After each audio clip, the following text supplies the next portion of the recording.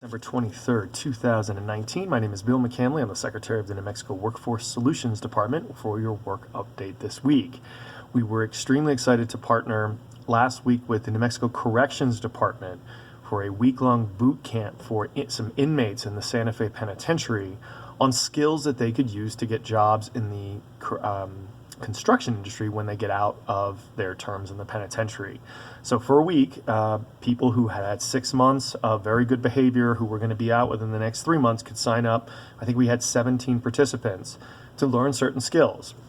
Basic OSHA training, occupational safety and health standards, defensive driving. People got flag training so that if you're working on a highway, you know how to direct the folks that are coming through to keep both yourself, your coworkers, and the public safe in any of these corrections situations. We also did soft skills training. What that means is that they got mock interviews, training on how to do a resume, so they could get jobs when they get out. This is apparently the first time we've done something like this in the state for a long, long time. And there were actually people on that Friday, last Friday, from certain highway contractors that wanted to hire these folks. They did real interviews with these people and were offering people jobs if they liked what they heard.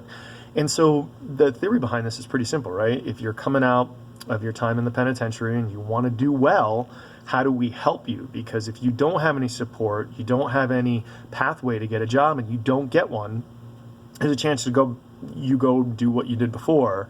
And that's terrible for whoever might be the victim of what you might do. It's bad for you because you're going back into jail. It's bad for the taxpayer because it costs a lot more to keep people in jail than it does for them working. So we figure this is a really good win-win-win. It's a great way for us to help crime in the state and help people get good jobs. And we're going to keep trying to do it and see if we can use that as a pilot to do more and more systematic approaches to making sure that people coming out have a chance to do better.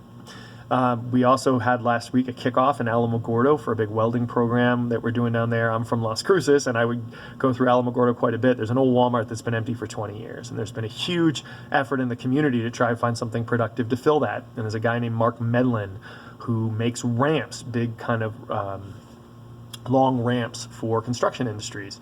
And he's moving in there with wants to hire 41 people to put these things together, and we were able to partner with him and the local community college, NMSU Alamogordo, in saying, hey, if you're in your last semester of welding and you interview and get a job, you'll be hired on before you graduate, and we'll help pay for that last 6 months.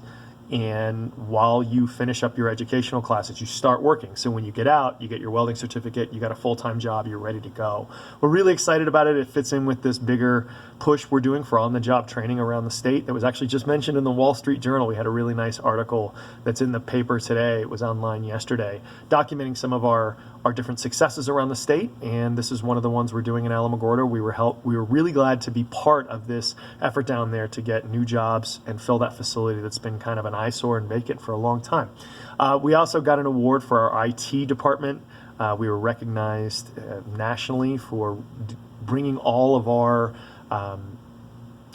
programs together for what we call a single sign-on. So if you get an email, you can sign on to get unemployment services, employment services to help find a job, and all the other things that we do. We're really, really proud of our IT staff for busting their tails and getting that done, because the more efficient and effective we can make our services, the easier it is for the customer, the client, the constituent, because they don't care what program or what department they're working with. They just want to know that they can get their services taken care of. That's a big deal. Last thing, just to let everybody know, so starting tomorrow, which is December 24th at 1 o'clock, all our offices will be closed.